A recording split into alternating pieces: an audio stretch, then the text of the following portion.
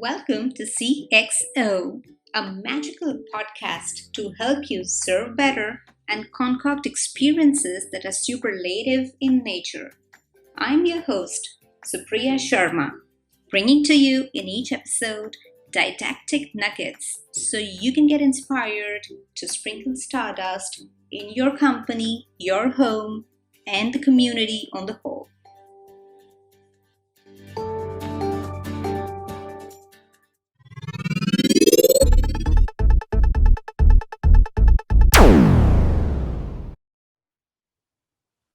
We have our guest for today, Inderjit Singh, who has served as the CEO of Indira Gandhi International Airport, New Delhi, the largest and the busiest airport in India. Presently, he's a consultant with the International Civil Aviation Organization, ICAO, Montreal, Canada, and has held several diplomatic positions in countries worldwide in the development of aviation infrastructure. He was selected to be among the top 12 global impact leaders in 2020. Inderjit is an MBA followed by an advanced management course at Oxford, UK, and aviation management from the University of California, Berkeley, United States. While in Oxford, he specialized in emotional intelligence as an elective subject. He's also a visiting faculty, a resource person to renowned learning institutions, and contributes articles on topical matters related to aviation and behavioral sciences in leading global journals. Welcome to CXO, Inderjit. Thank you. Thank you, Supriya. Thank you very much, one, for inviting me, and then a very generous introduction. Thank you. I'm so happy to be with you today, and I've heard about your mission, what all you intend doing, and I think you have picked on a very, very pertinent topic of customer service. I mean, I think across the industries you are going to do it, but I'm glad that you thought it fit to have civil aviation in your domain of what you wish to do. And yes, you can start your questions. I'm all set. I'll let you know later why I picked on civil aviation as well. So let me start with this, Inderjit. You've held several leadership positions in your vocation and your experience spanning over 20 years. How has this exposure actually shaped your servant leadership skills when you were serving globally in various locations? Very good. I think this is a very apt question in today's context because servant leadership, unlike the conventional leadership that we've been talking all along, is a major shift. A leader was always more concerned about work all the time, and the focus was on the bottom line. Okay, what he's able to make out of it, what is the return on investments. I mean, ROI was like a main concern. Right. Today, we people who are in leadership positions have realized that we can delegate work. This is what we have been taught in higher institutions. Of course, we have all gone through the mill. We have ourselves been doing. But once you reach a level of leadership, you are actually supposed to be delegating work, preparing the second and third line of defense, giving them work, extracting work from them. And the focus should move from looking after the work to looking after the people who are going to work. So there is a group of people who are working for you round the clock. And your job is to see that work goes on. You prepare roadmaps, you have visions, give them the visions that you have. You have been around the world, you have collected the best global practices, pass it on to them, send those people also. I wouldn't say that it's only for you to go and do research work and come out with ideas. Ideas could be gathered from everybody. In fact, each one of us is loaded with ideas. You have to give them avenues to open out. So that is where I thought we'll come a little later is on emotional intelligence. Mm-hmm. When you don't think that since I'm at the top, I know everything, okay? Because there is nothing like top. My concept of leadership is that you are climbing a staircase or a ladder. Just as you reach the top rung of the ladder, there is another ladder for you to go up. Mm-hmm. And when you reach the top most rung of the second ladder, there is a third ladder to go on. And when I say I mean me and my team. Mhm. So at some stage, I'll have to come down. But as long as you are there, don't be just be happy that you have reached the summit. Because once you say this is the summit, you have no choice but to get down. Even when you reach Everest, you have to come down eventually. Okay. So for me, the excellence in leadership never stops. You just carry on, carry on, carry on till such time that you feel that now, for me, it is to change my gear, get into something different, maybe, or something more important from that particular unit or from that particular activity, go into a larger activity, and then you have already trained people all along to take charge. Most of the leaders think that now they have arrived, so Mm. this is going to be permanent. Mhm. So when I joined IGI Airport, I knew that many chiefs have come and many chiefs have gone. So have presidents and prime ministers, they come and go. Mm. But when they are there, they think that they are there for life, which is not the case. This realization should dawn on everybody in Mhm. any activity of life, that you are there for that moment. Even sportsmen, you Mm. know, there is a cutoff date for everything. Okay, Sure. for us leaders in government service, maybe it's so many years. For a sportsman, so many years. For somebody in the movies, even less. For models, even much lesser. Mhm. So we should know as to how much time we have and what we want to do.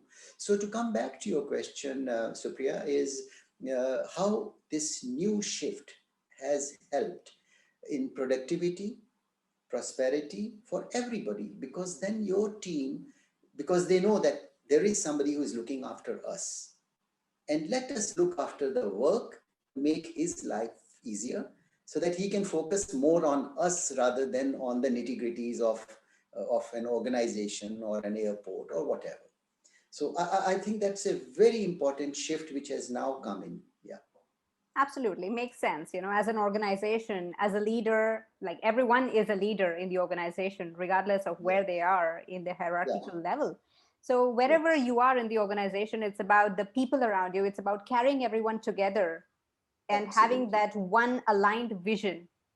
Absolutely, absolutely. And if I was to draw an analogy of Mhm. what I mentioned a few seconds back, is like even our mindset has changed. There was a time, I understand, where the airport operator would think him to be a landlord and all others as tenants, because he thinks that by virtue of his position as chief of the airport, it is his holding. The whole Hmm. place is his. I mean, that was a concept Yeah. which people lived with for very long, and that changed the attitude totally. When I took over as IGI airport chief, I had just come from Montreal after a 3 years assignment. Not that I acquired this mindset. I guess we already have these things inherent. We only cultivate them. As I learned in my work and in my education, and especially when I Mhm. did my emotional intelligence, I learned that, there are certain things which are inherent, and then there are certain things that you have to cultivate. Mhm. I'll just share what exactly happened when I joined IGA Airport. I was taken out for a round, like orientation of Mhm. the entire Right. airport. So while we were going around the building, I had three, four immediate general managers, accompanying me, heads of various departments, Mhm. finance and engineering. And I didn't take the whole crowd of 15, 16 GMs. I Yes. just said, three of you, four of you, just come Mhm. along and Mhm. explain to me.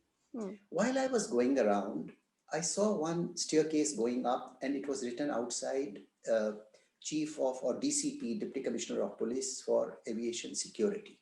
Mhm. Okay. Now I knew in my heart that as Chief of Delhi Airport, I am also the chairman of Aviation Security Committee, which is a Okay. very powerful committee, Mhm. and I happen to be. And if I was the chairman, he was the convener. Mhm. So I just told my colleague and I said, what's upstairs? He says, it's the DCP's office. So I said, let's go and say hello to him.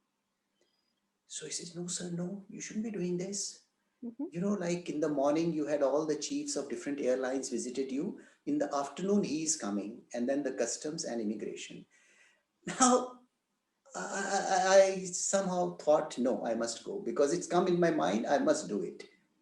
So I went up, and honestly, I'm telling you, he was a brilliant officer.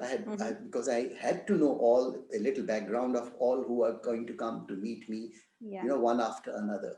And he was handpicked by, I'm told, in high places because I must mention that, as you said, it's the busiest and the 16th busiest in the world.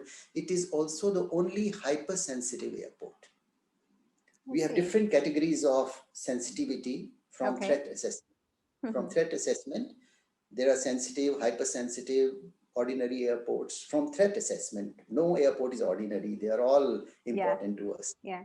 But from threat assessment, this was hypersensitive. And I knew that there would be a major role of everybody into it, especially the one who is going to be my convener. So when I walked inside his room, he was so happy, like a typical policeman. He, gave me that salute and all that. We shook hands, and I didn't take his time. I said, anyway, we are meeting today at 3 o'clock, so I love to receive you. That made all the difference. He became a very dear colleague of mine. We worked together on aviation security, tightened it, and a day came when I was assigned 3 ICAO assignments because of my excellence in security, which honestly, I must confess, I didn't know anything about security, really, hardcore security. He didn't know anything about airport functioning. So we made a good twosome who understood aviation and security and airports, and we did a good job. And eventually, I landed up in Ethiopia and all other countries where aviation security is of prime concern. And this I learned from somebody when I was in Mauritius. You see how these things go and change your mindset. I was an ICAO aviation advisor to the Honorable Prime Minister of Mauritius, who happened to be the Minister for External Communications. They don't call it civil aviation, they call it external communication. One day he had called me at 2 o'clock for some briefing and all that. And I was, while gathering my papers and trying to prepare to meet the Honorable Prime Minister at 2 o'clock, at 10 to 2, he knocks and comes into my room. Now, it's not a big deal if you really look at it, a prime minister going to an advisor's room, but it generally doesn't happen in other countries. Like in India, I would probably never expect the prime minister, even if I was sitting in North Block with him, he will not come because you have a battery of assistants. Yeah, there's and this all. power difference concept here. Yeah, the protocol, okay, he will just tell him that please inform Inderjit not to come at 2, come at 3. So and he knocked. He didn't just walk in. He knocked, and then he's a knighted. So I said, Sir Anirudh, you could have called me. He says, no, I have an emergency cabinet meeting, so I'm rushing for that. But instead of 2, we'll meet at 3. So that was probably in the back of my mind. So I didn't feel small or indifferent entering into a DCP's room. Eventually, he became the commissioner of Delhi. I mean, he was a brilliant officer. So after a few years, about 3 years back only, he left to join something more important. Okay, and the beauty of such co-creation, the example that you gave of the security officer and yourself as the airport officer, the beauty of such co-creation is it eventually leads to wonderful experiences for our customers, the actual reason that we are into business. Yes.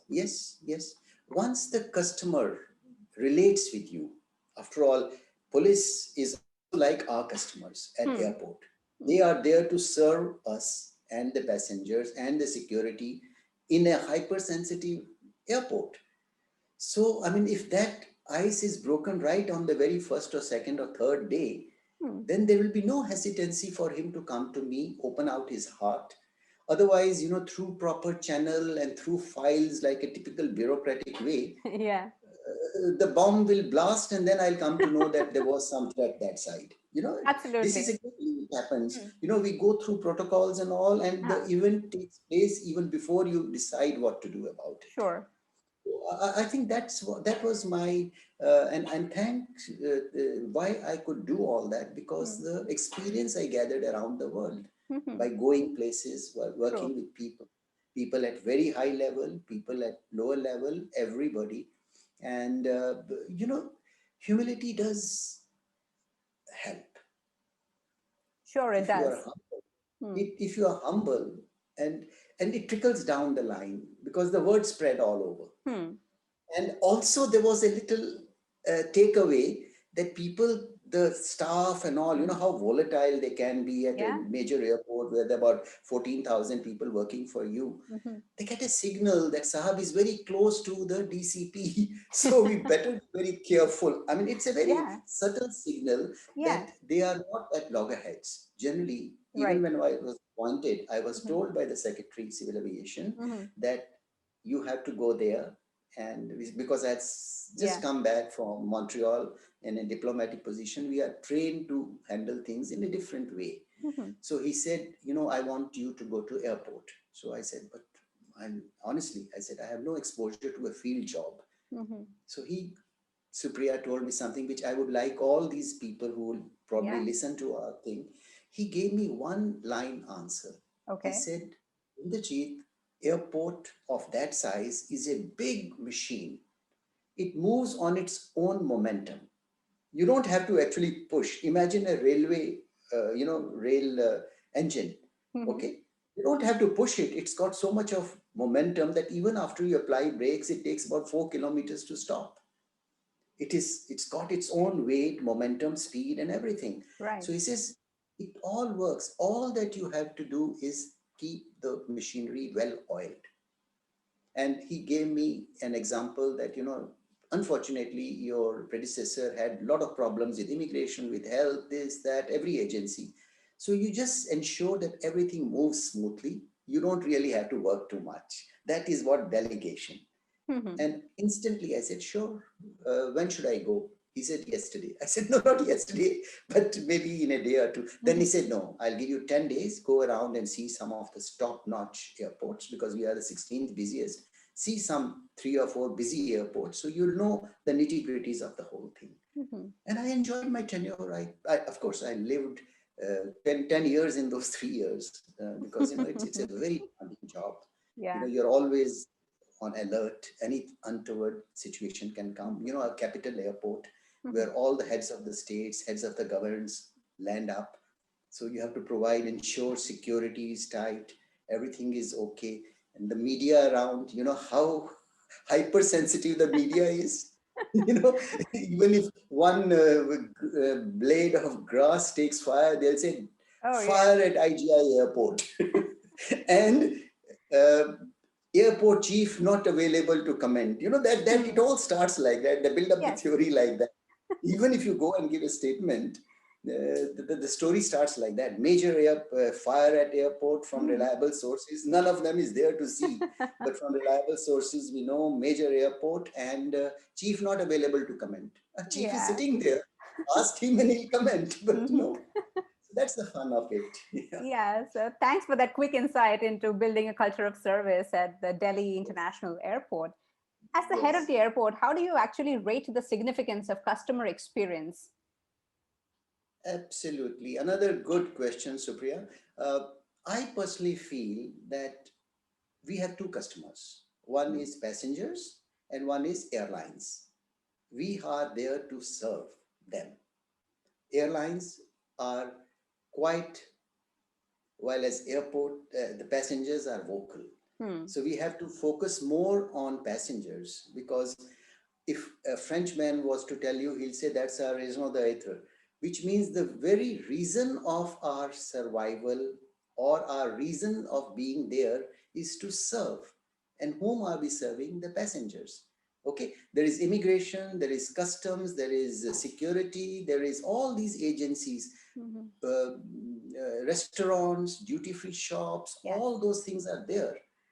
But we are not serving them, they are serving the passengers. So our ultimate stakeholder, with all other stakeholders which I mentioned to you, Yeah. there are umpteen number, there are 35 or 40 stakeholders which see that the machine goes on well, and Right. somebody sitting on top is just oiling the machinery. That's all, that is his job. And that I thought I could possibly do it very well. I never had this feeling that I'm the head of it. I knew it's a matter of time. Tomorrow some new head will come. Hmm. Number two, I don't want to stick here. I want to learn as much as I can in the shortest span of time and move on. This has been my philosophy.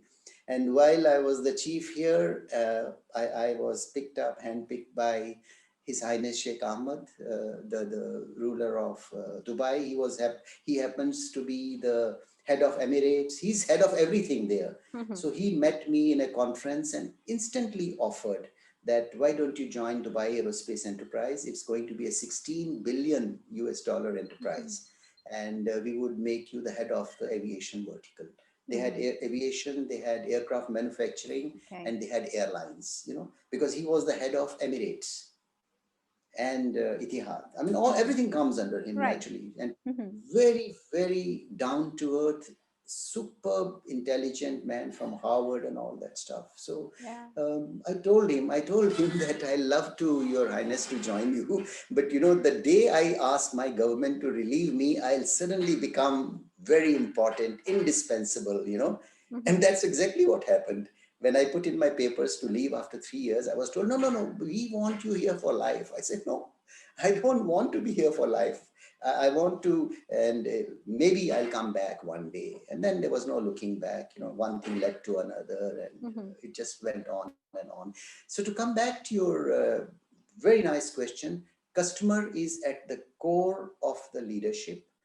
Customer service is prime to us, and our existence at the airport, Mhm. not only the leaders, but everyone down the line, is Right. because there are customers. Last year, there were no customers. We didn't know what to. So, this is a glaring example that you Hmm. have an airport, you have aircraft, you don't have customers, you don't have passengers. So, I think with all those bad things that have happened, we have learned, a lot of us have learned a lot of lessons that it's not your property and it's not your buildings that make an airport, it's the Hmm. passengers that make the airport. So you care for them. That's the underlying message, that please look after your customers. Customer service is prime. If your customers are happy, you are happy. Everybody is happy. So it's a Sure. win-win situation. Yeah, yeah. Exactly. So Win-win that, situation. That's the phrase. yes, yes, yes, So yes. Inderjit, you've been selected as one of the 12 global impact leaders in 2020. And from what I know and what I've read, you were probably the only one from the service industry. So how do you react to this distinguished honor, and how do Yes. you think this can be transformational in your role as an influencer in the service industry? Yes, thank you, Supriya, for congratulating me. And these things come with a lot of joy. We accept it with a lot of grace. And I was thrilled when I was told on telephone, followed by this, that you are one of the 12 among the leaders around the world. Uh, I first checked, was it 1st of April? It was not. So it was in November. So it was surely not a joke. It was a sincere kind of an information. These things, though they bring a lot of pride, self-pride and everything, and humility for Mm-hmm. sure, uh, makes you more humble, but also is a responsibility. Suddenly you become one of the chosen 12 and you feel that I have to be different. When we go and meet people and they say, why you want to join our company? You say, oh, I want to bring in a difference. That's a Yeah. typical Mm. phrase everybody uses. But I think by your action, by your deeds, you can bring in the change. If only you have an open mind. I think that's very, very important. And the desire to learn. You want to upgrade yourself. And to upgrade yourself, you have to delegate. Again, coming back to Mm. what leadership duties are. Yeah. If you are always loaded with looking after each and every detail of everything, first you are annoying your people who are qualified and placed there to look after. Okay, because they nobody likes interference too much.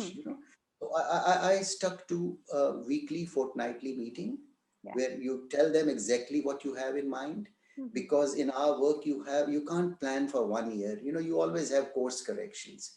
Even from here to Bombay, when you fly for 2 hours, Mm. many a times you get a cloud charged with the electricity and all, Mhm. then you change the route a little bit and then follow the course. I mean, changing course is nothing like deviating from your agenda. Agenda still remains the same, your roadmap remains the same, Right. but you keep fine tuning as you go along, from learning, from speaking to people like yourselves who have a lot of ideas. And one more thing which I did was that I said, keep a register where everybody can put his ideas. And the best idea of the week would get an award, a cash Hmm. award. So, even right from the lowest rung to the top rung, people would write. And I said, in case you want to make it anonymous, even that is okay. If you think that your leader is not doing well, say so. But you have to substantiate by saying he is not doing well in this direction, because he won't be doing everything wrong. Otherwise, he won't be there. So, yes, we all have our shortcomings. And I did get certain good feedbacks from my very, very volatile fire people. The Mm-hmm. fire people are the most Yes. spoiled kind of people, very important, but they are the most pompous and pampered people Mm. because we need them all the time. Yeah. So they wanted some health, the welfare measures and all. We said, why not? I mean, let's have a volleyball ground for them, a little, Mm. games for them, a couple of TVs Mm. for them, and good canteens and all that. So, because fires, with God's grace, they don't take place every day, but we have Mm. to be prepared every moment for it. Right. So that's a large group of people who are idle, actually, most of the time. So that is where everything brews. So I had Mm. to keep them in good humor and in good spirits for the betterment of the entire organization. So this is the kind of handling we had to do at different sectors of the airport. And it reinforces the message that leadership is a service, it's not just a position. And as leaders, Absolutely. we have this responsibility, the foremost responsibility of being a role model, Yes. because people who follow us, people who look around, people who work with us, they will tend to behave the way we are behaving. Look on the top. I haven't seen a bottle with a bottleneck down.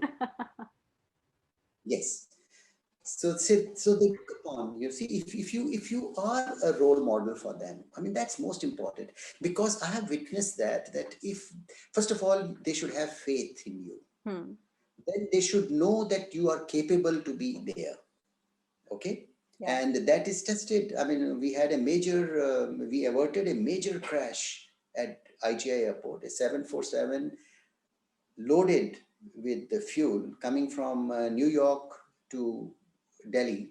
Okay. uh, Almost when it was about to land, the air traffic control saw a little smoke coming out of it. Now, sometimes, the universe plays to your favor. God knows how. I happened to be just below the beginning of runway.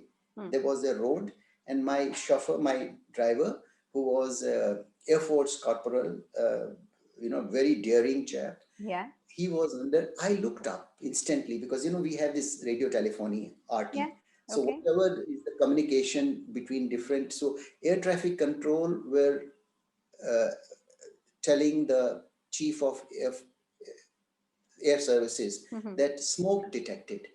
I looked up and I saw a spark also behind the engine, which probably they missed it naturally Hmm. because there were no cameras behind the Hmm. tail to see what was happening behind the engine. Okay. I looked up and I immediately intervened on my RT. You hold it in your hand, and Yes. I gave a command. Hmm. Whatever came to my mind within 3 seconds, because it is an unwritten rule that if you cannot go and douse the fire within 1.5 minutes after landing, Mm-hmm. then you may not even go there because there would be Ah. nothing left to save. Aircraft will be burnt, not only one aircraft, but several aircraft which are in the vicinity. Because when Mm. an explosion of a large 747, it will take away maybe half the airport Yeah. along with it. Something came to my mind. I weighed two or three options. Hmm. There are the ways of combating fire. I I gave one command, and the Air Force air safety chief instantly said "Wilco," which means in our language is "will comply with." Hmm. So there was no debate, there was no interaction, no discussion, no arguments, nothing, because we all know there's no time for it. Only later on we'll know whether we were good, bad, or ugly, or whether the command was good or not. But Mm-hmm. maybe they had some faith in me that he probably is speaking from his experience, knowledge. I don't think he was analyzing all that. So, but He took my command because he thought it is worth the while. The aircraft rolled for about 1.5 minutes, 1 minute exactly, and there was all these fire people came from all around, saved. All 270 passengers were evacuated through emergency chutes, those Hmm. sliding chutes. Right. Yes. And everybody was, out of turn rewarded with promotions, foreign Mm-hmm. studies and scholarships and all that. The minister himself came to give all that stuff. So it was very good an experience to see colleagues rejoicing that we were all successful. What more could possibly be asked for? So you exactly said that the person at the helms of the affair should be able to bring down the line by what you said, looking after their interests, so that when a situation like this comes, they even give their life, they are willing to give their life. Because my car was being driven under the wing of a aircraft which was Mm-hmm. burning, which was on fire, because of my daring corporal. And at that moment, I never thought that it is dangerous. It was not dangerous. It Mm-hmm. was to save people and the property and everything and the name of the institution where you are working.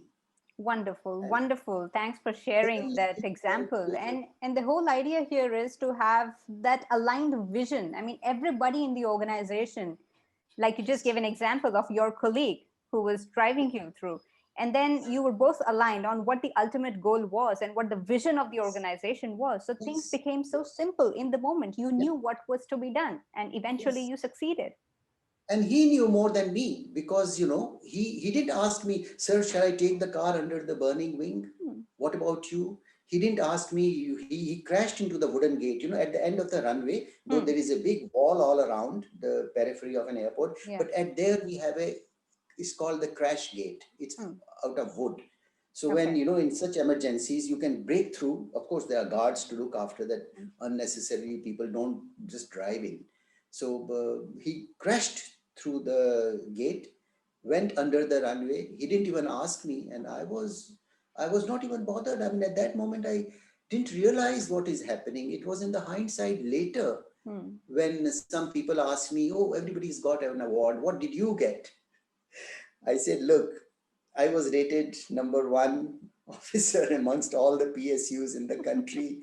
I got some kind of a presidential Hmm. award. The governor Saab had a big meeting and all that, gave me an Hmm. award.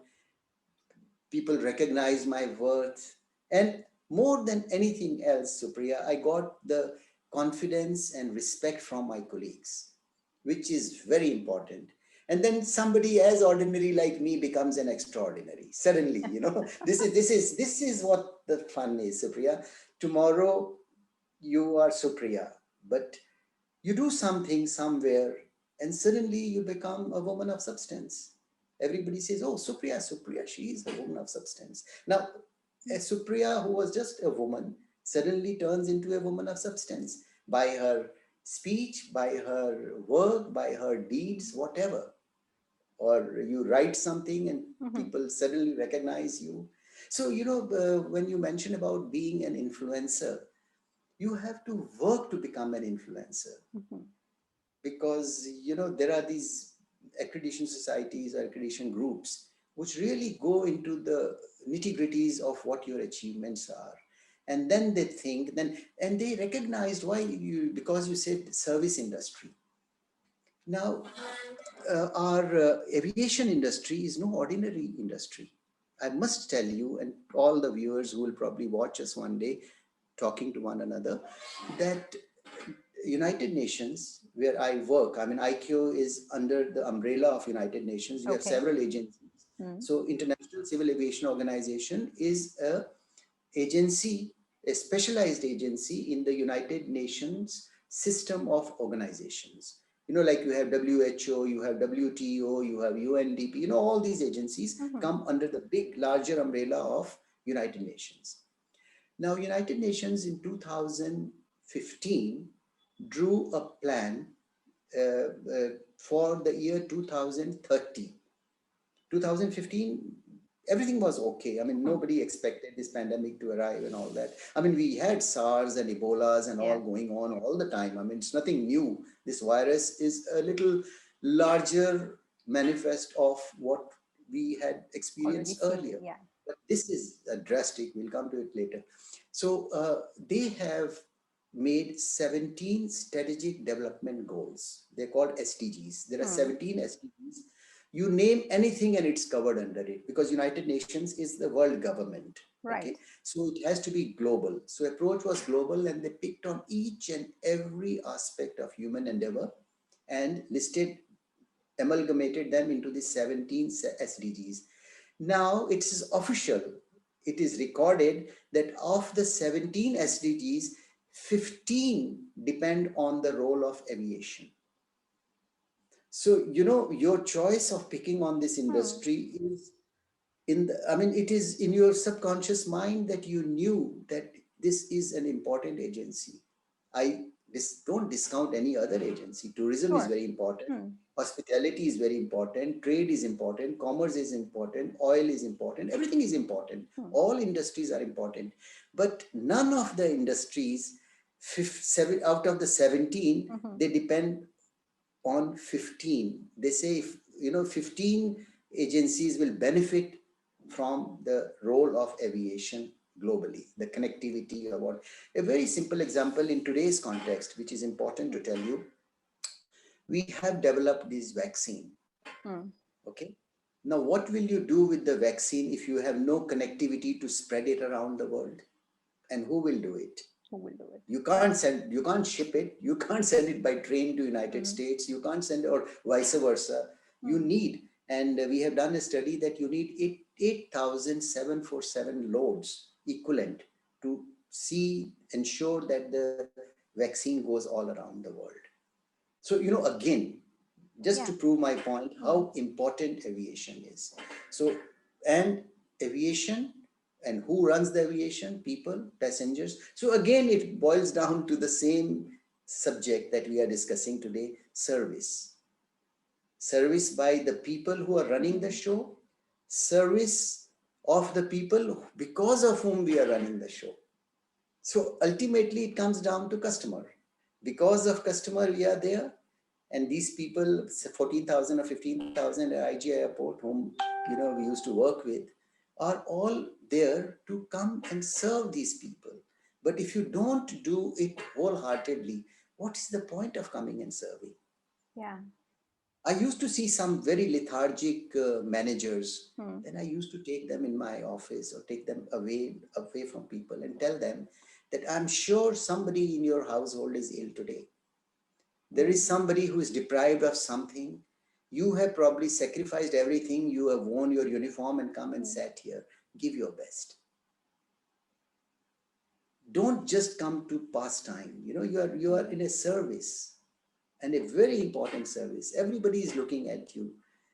Customers come very much harassed. As it is, Supriya, when you go and travel, you are always tense. I am not talking of you. I'm talking of, by and large, when you pack up your stuff from your hotel and you are heading to the airport, I think 3 times at least I pull out my small bag, and see, oh, did I carry my ticket?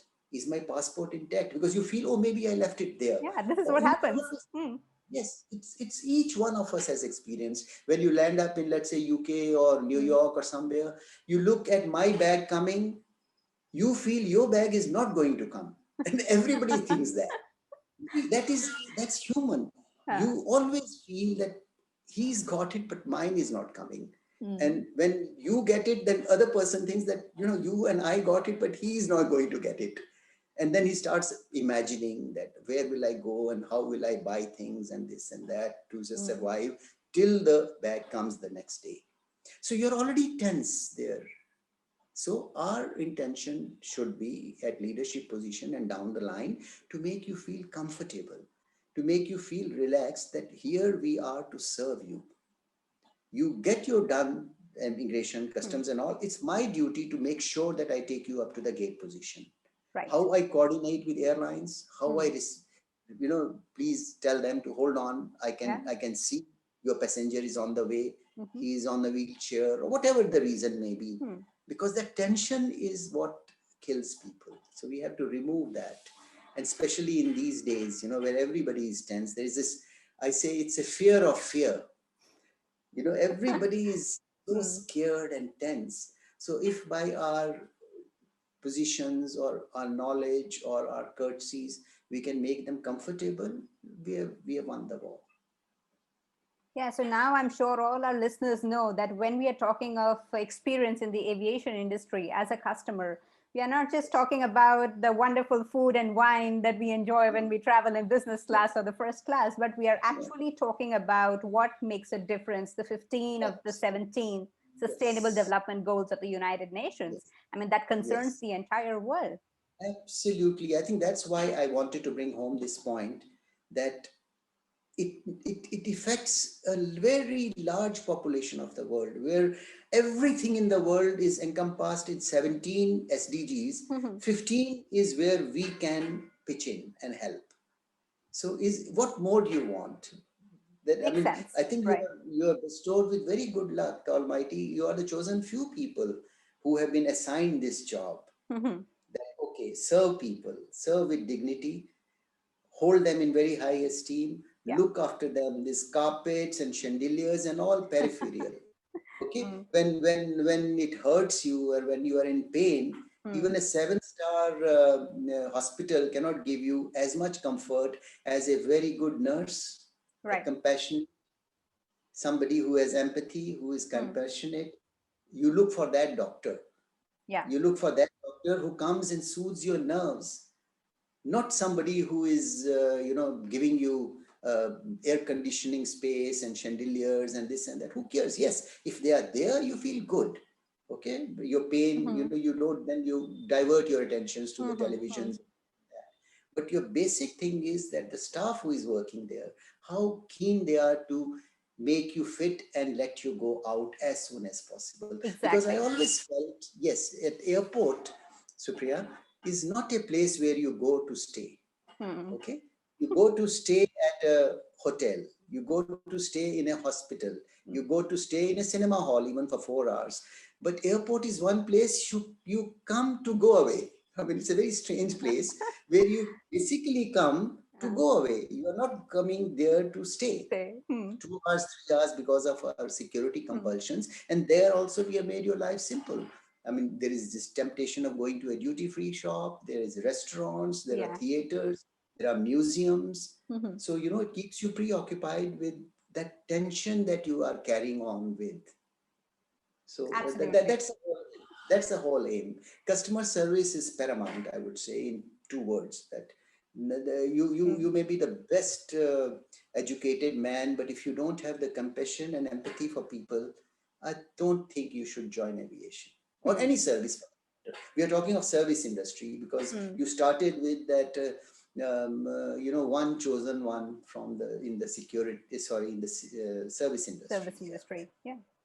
Yeah. yes, Compassion and empathy. You actually boiled down the entire discussion to these two words, compassion and yes. empathy. And now, very quickly, out of my curiosity, of two things. One was I read your article called the Being Boundless Sans Barriers, in one of Yes, the renowned journals. So I recently read that. yes, And it has got a real emotional content. And I assume that it is coming from your EI expertise when you were at Oxford. So quickly take us through before we conclude. yes, yes. No, I won't call it expertise. I mean, there are people who have done doctorates in emotional intelligence. But then again, my quest for learning, trying to, Hmm. and at that time, Supriya, I was heading a major airport outside India in Ethiopia actually, Bole International Airport, a very Hmm. big airport. Yes. And I was the spokesperson where I had to meet the media, interact with them, meet different cultures. When you are working at an hub airport, and there is nothing, to me, there is nothing like Indian aviation, French aviation, American aviation, because it's it's intercontinental. I mean, you look around, you will find all shapes and sizes, all colors people sitting there. Okay. I Hmm. mean, it's not like for Indians or for Yeah. Chinese or for English or for French or for British and all. No. It's for So it citizens of is the a, world. yes, it's a Hmm. conglomeration of world population at an airport. So there also I was at a major hub airport. Hub airport is the Yeah. center, and then you swing out to different Hmm. airports. So I knew the need for it. So when I was asked to pick on an elective subject, of course, I had gone for advanced management in Oxford. So the course was on advanced management.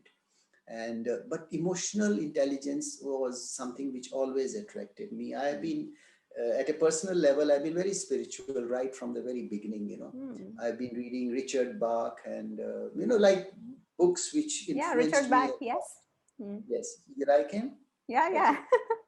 Yeah, Illusions and so many books. And Wayne Dyer, for instance, his book on emotional intelligence I read, and I knew all those big names, and I said, we had enough of Peter Drucker and all that. I mean, we've been doing that all along in business management and then in advanced courses in Oxford and all. So I opted for that.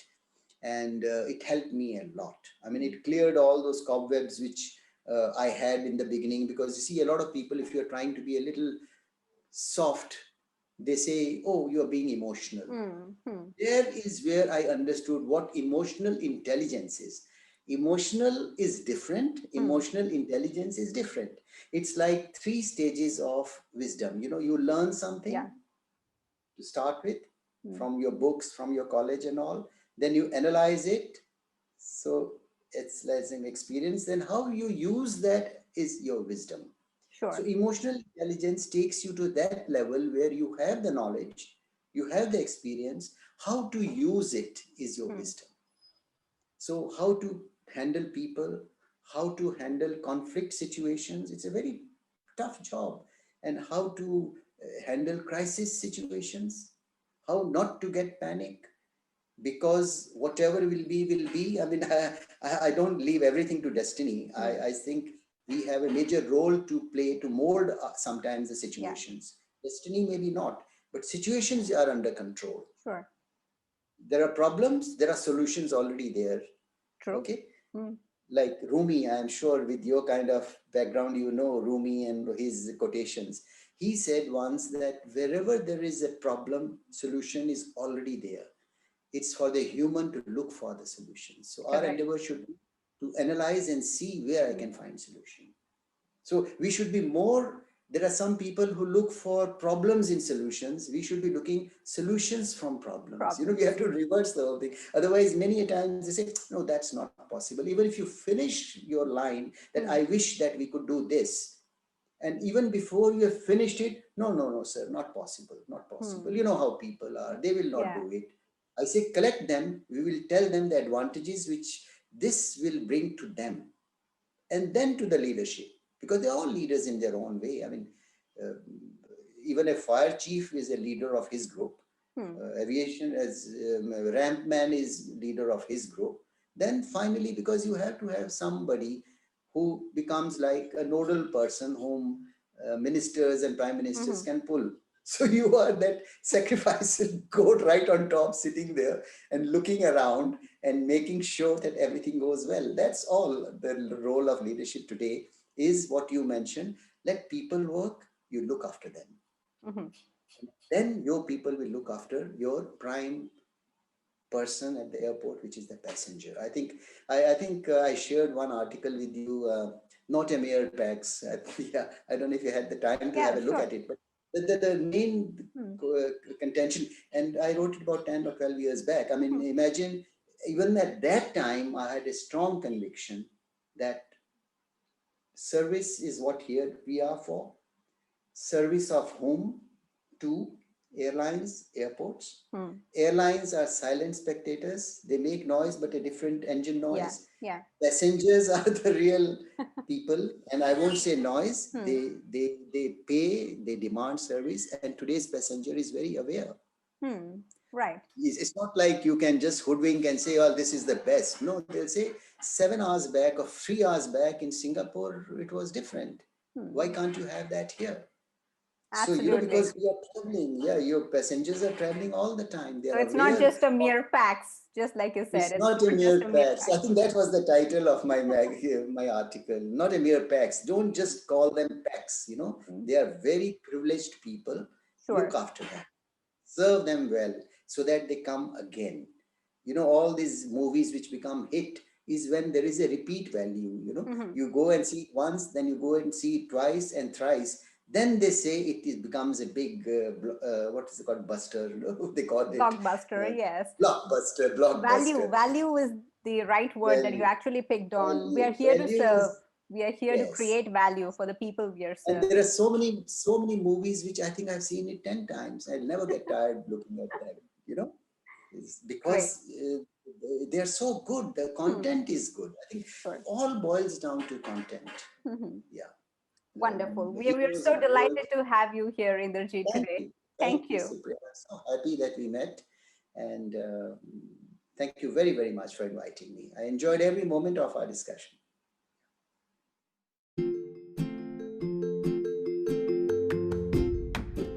Thanks for listening to CXO with your host, Supriya. I hope you enjoyed a dive into the nitty-gritty of customer experience. If you are committed to applying these ideas in the real world, stay tuned with me. Don't forget to check out all the links and resources in the show notes. That's all for this episode, folks. See you next time.